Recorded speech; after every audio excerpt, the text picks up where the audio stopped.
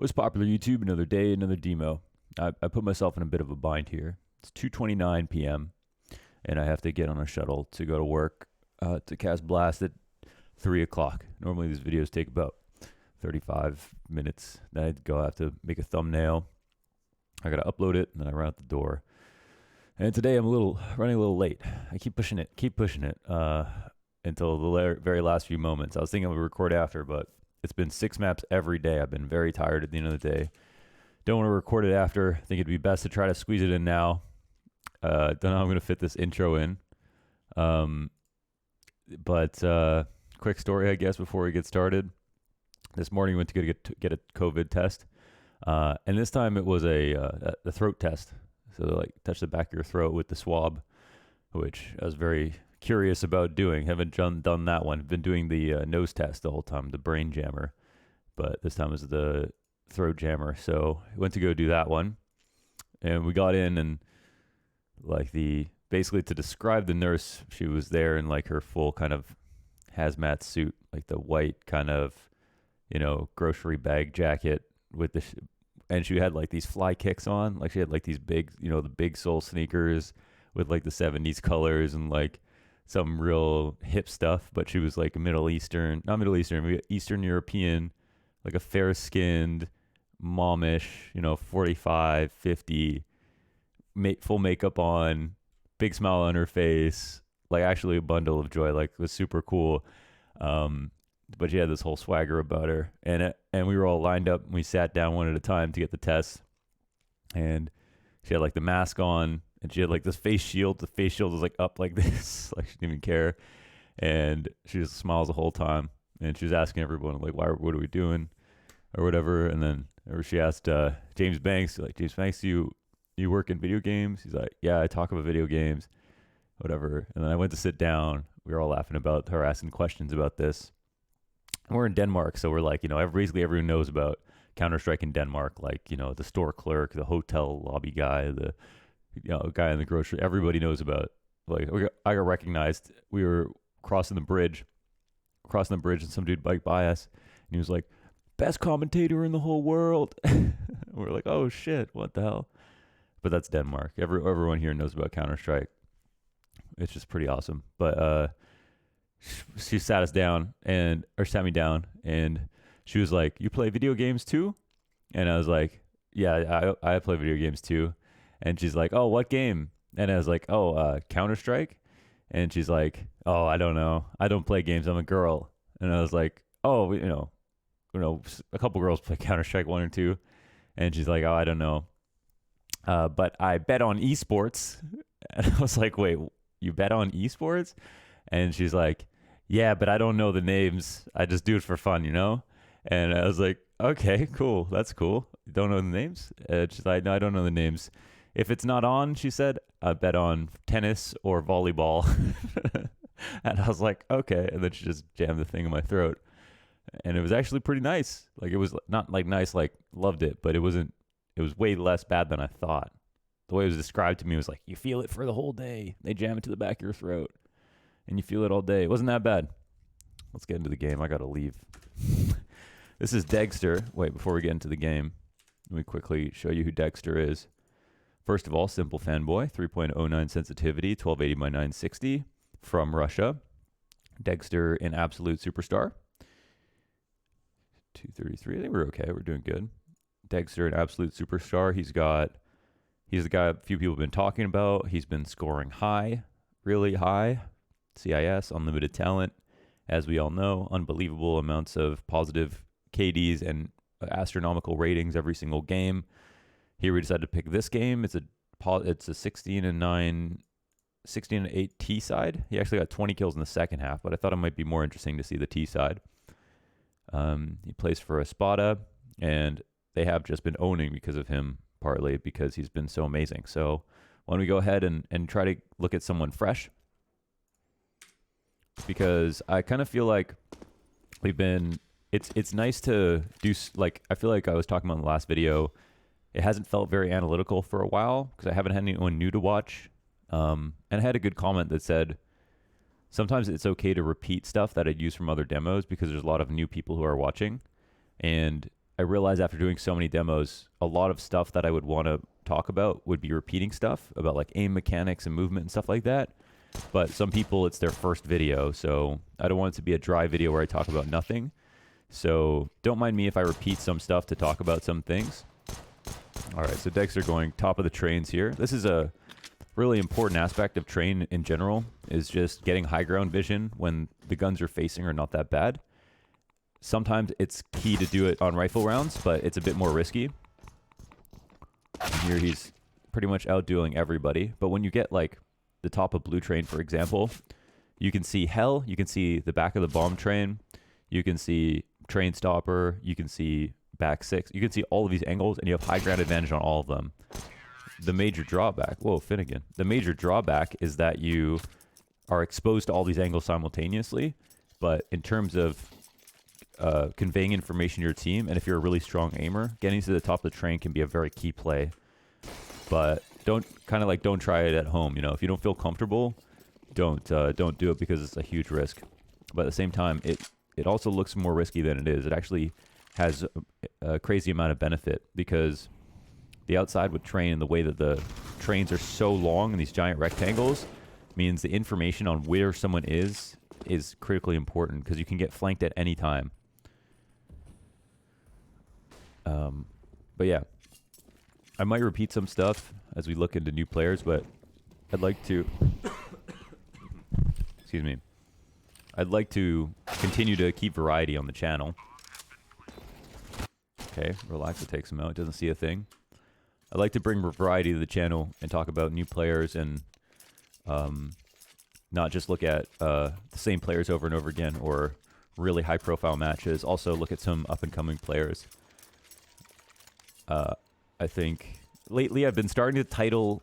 At first I was starting to title my videos for new people to come and watch, but lately I've been titling my videos for the people who already watch to have fun, like for my subscribers already to enjoy the videos, because I'm pretty happy about where the channel's at right now. It's not that I'm not interested in growing the channel, but I kind of like the idea of just like, I kind of like where we're at. I think we're at a good size. I'm very happy. I think it's been fun to upload, and I am not obsessed with growing at this point. Like, I think the growth has been pretty incredible. I'm going to let it ride naturally, but now I don't want to be the guy. I don't really want to turn into the YouTuber, you know, so I'm still going to continue to have fun with titles. I'm going to upload whatever I want, and we're going to try to keep it personal. Like you guys said, just maybe a little bit about my day in the beginning. I actually kind of resent when like my videos go on Reddit or something, because sometimes the comments are like, why did he talk about nothing for 10 minutes? And it's like, that's clearly your first time here. Like, that's just what I do. But yeah, this is degster coming out on the anti-eco. Approaching hell, which is very, very key here on T side. Remember, on these kinds of rounds, you're trying to always hold your back to the back of a wall and try to go around most of the time. Sometimes you go through, but a lot of times you want to go around, because then you don't have to split your aim. You don't have to turn 180 to kill people. If you say you're back to a wall when you're clearing things. Oh, that's how to use that train. My God, you see that spray control? That was beautiful. His recoil hadn't cooled off yet, and then he still was able to control it perfectly for that fourth kill, even though it was displaced from him dropping. That was just some really sick mechanics by him turning on a dime there. That is one of the benefits, of course, to having a high sensitivity, is when you have your mouse, if you have a high sensitivity, you can turn a lot without pushing your mouse off center, and you're always going to aim best when your mouse is in the center. That's why some people's aims are very, very choppy, because they're always readjusting their mouse over and over again. That's because it's going to make their next flick a lot more accurate, because your hand is going to be the most comfortable in your reset position on your mouse pad. If your hand starts to get all the way over here on your mouse pad and then you have to flick this way, it's a way harder flick. Even if in terms of degrees it would be the same if your mouse is in a different position. That's why I always talk about aiming is comfort, right? It's about comfort. But with the high sensitivity, you have more room to look around freely and not really displace your aim too much on your arm and in your hand and everything. I'm surprised Plessin isn't a player that we're talking about more. He's he used to be the next up and coming Swedish pug superstar. I think he got the chance to. He either got the chance to play for NIP or play for Fnatic at one point, at least for a little bit. But it seems like he's still hovering in the tier 2 area. Don't know if you guys know about Plessin. Is Degster an Opper? Is that what we're seeing? Wait, is this an Opper or a Scout? Oh, it's a Scout. Okay. Sporting the blood in the water. I gotta keep a hot check of the time. 2:40, not bad. Not bad at all. Gonna have an interesting couple of days coming up here.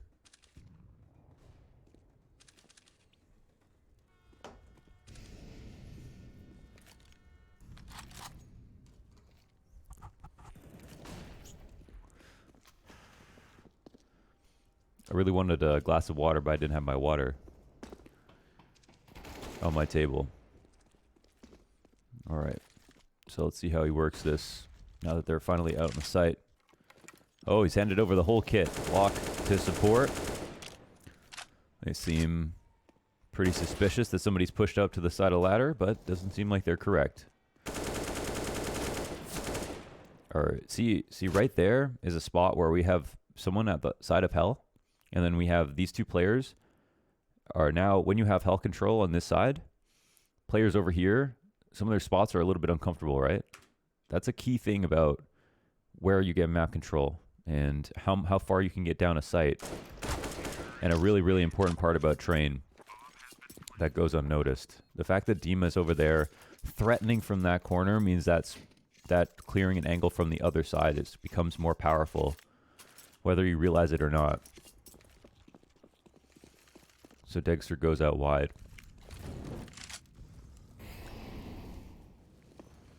When you fast take outside, of course, you cannot just run through hell every time. It's not always possible because of Oppers, because of mollies that land at Olaf, because of a sandwich player, that kind of thing. So sometimes on fast execs, you just go right to clearing across ladder, across E-box and swing.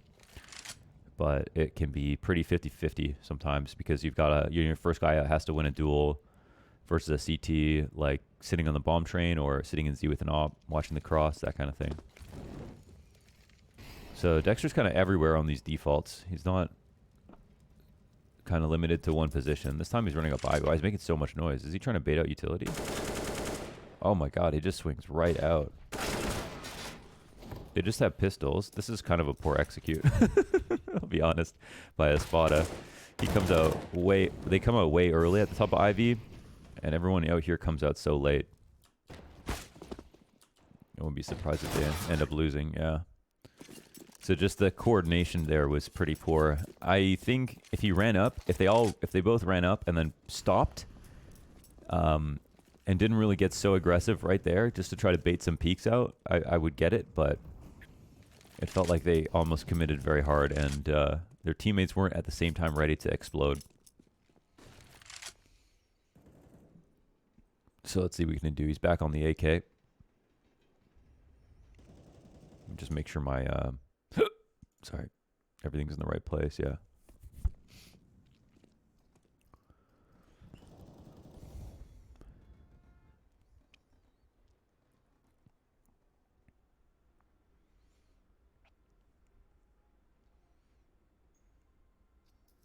See how he clears things. It's not incredibly sharp. Oh wow, but it's still just good enough. And he picks the perfect angle to take out Dezen there. So let's see. Crouch peek into the top of train. You see the value here? How he can refrag too. He has an advantage on Disco Doppler, who has to look up now to refrag. Immediately going to the top of trains. He's gonna hand this over, right? Oh, okay. Actually, he's low. Okay, so let's see. Don't know. You know, sometimes the big rotation is back to Ivy. He doesn't know if there's going to be someone coming ladder. Let's see how he plays the 1v2 on low HP. He'll look to take an early fight. Okay. I mean, I don't mind the risk. He's so low, he's got to do something. If you found the timing there, just got to believe in your aim in a position like that and try to make it a 1v1. In a 1v1, he could probably he'd probably be like 65% odds. he'd probably be the 3-1 favorite in a 1v1, even with 20 health, just because he can play around that 5 train so easily. He can peek so freely. He can use a ladder. He can go top train. He can go all around the other side. It's very, very difficult for a CT in a 1v1 to win. So your absolute primary objective on T side is to get it to a 1v1 as quickly as possible. And then just hide.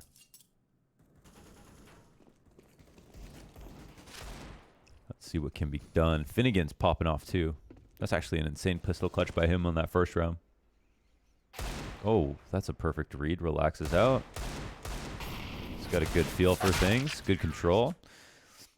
He's able to aim without really being affected by his recoil, which is cool. Like, he doesn't seem to have to shake off or anything when he adjusts his aim.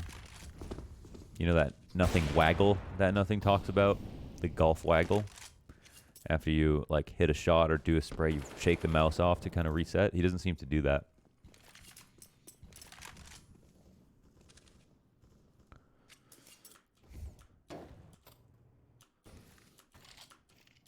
Try not to miss anything here. You make noise on a boost, you should most of the time just give it up. That one would be okay because they're so far back. Oh, wow. Okay, Plesson's out. Your op here is just dedicated to, yeah, just basically doing this. Making sure they can't run up the side. Assist your riflers out. Not really supposed to commit forward at all. And then come back and watch stuff. Play post-plant. Get high ground here. 2 positions he's holding are just the most standard places CTs could come from. No communication required to pick these spots.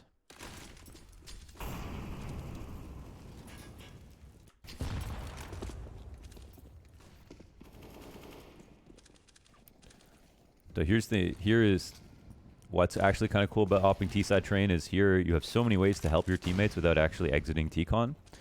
And the idea is you're thinking about where the next fight's coming from at all times. So your teammate's watching something, you're watching where he's not watching. See, you're assisting.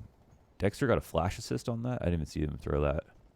So I'm paying attention, and you're seeing where's the next duel coming from over and over and over again. So here he takes some damage, but he just tells his teammates there's one in Z, and this is kind of wild. Oh, he came back for the bomb. I was like, wait, what's he doing here?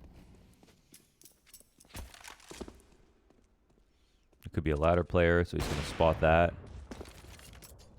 And he'll have to trust his teammates to hold.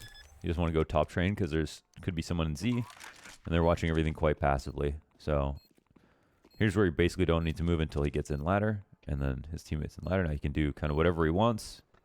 I think you got to be watching the wrap on right side sight because Ivy's being spotted, no problem. Still seems to be thinking there could be someone tucked in Ivy, so he's going to look over here. But the CTs are not really going for this, it looks like, and we'll go on to the next round. Okay. So again, just pay attention how he's opping a little bit here, just covering other options. Don't tell me they get anti-ecoed again. Nicely done. They can hold on to these lines. Support Molly to hell. Look for rotators. It's still a winnable situation for both teams.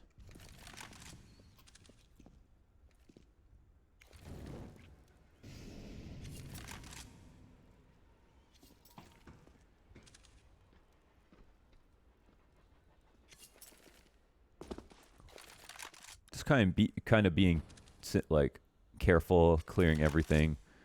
He's not making too many hard reads about where people will be in. Okay, how does Freddy actually get that timing? He went back and checked that like 3 times. Is using the Molotov to his advantage. Disco has no idea that's coming.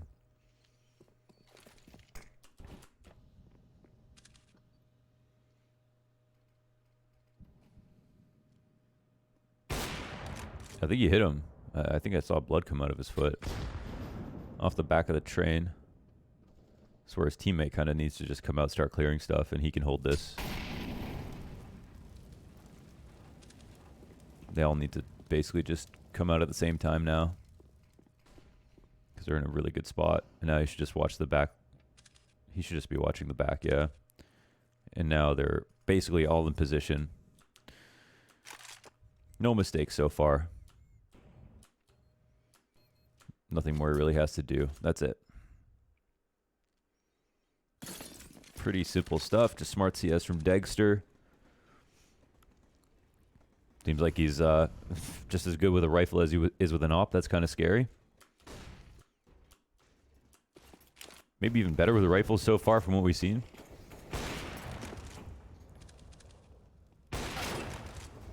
That's a Z dink. Instead of peeking right into that, he's going to hold for something else. Again, he's just going to be like Z. Let his teammates call or attack that. Let's click on Freddy. And see how you're kind of baiting. You're just sitting there in TCOM, but it's really, you can do so much from TCOM with the op. It's incredible. Very, very hard on CT side to peek things, to help your teammates out. It's honestly rare you'd see this angle get a kill, but would be cool to watch. I wonder if crouching here actually helps him block off some angles from TCON. Suka. Okay. Hasn't really been punished for this. He's been pretty impactful from up here. And again, just confidently playing. Of course, someone can peek old bomb, but it's one of the least likely spots this early into the round. But this is a 5v5 retake outside. I mean, what? I guess they didn't. They just pistol saved inside. I wonder if they'll even try to go for this. They'll try at the end. Okay, last round. Let's see what's up. I think he got a wall bang at least. I think we'll just say screw this. He is in danger of getting pushed from inner. I think that's why he ran away. If they were going to do something aggressive, and they have been losing. So he just runs to the problem. Because opponent knows he got dinked inside the ladder. Okay, they end up dying. And they lose. A 16 kill half. A good half. A very good half. degster, I saw a lot. I honestly felt like I feel like I could have been convinced that was simple playing. Is that strange? I don't know if it's because it's the exact same sensitivity, like he's seriously just a big simple fanboy, but I could see it. I could see that it felt like it was simple playing. We're on his resolution, we're on his sensitivity, we're on his monitor, probably uses the same mouse. But it felt like I would believe it. If someone was like, this is simple playing, I'd be like, oh, true. Simple's having a slightly off game, but it still looks like him. So that's degster. We can watch more of him. Kind of insane. Just again, his just straight up statistics, his consistency is really ridiculous. And when we can see he's not like crazy aggressive. Like he wasn't like a T side like Flames running out everywhere, doing insane stuff. But he was just kind of hitting a lot of his reactions, being smart about watching his timings. You could kind of tell what he was thinking when he was backing off from things and when he was coming forward for attacks and stuff like that. But yeah, a bit of a mystery to how you can be so consistent here. So might be worth another look. Let me know what you guys think about that one. And before I run out of time completely, got to run downstairs for a shuttle. Sorry for rushing this one. I'm going to call it a wrap. So thanks for watching. I'll see you guys here again for another demo tomorrow. Peace out.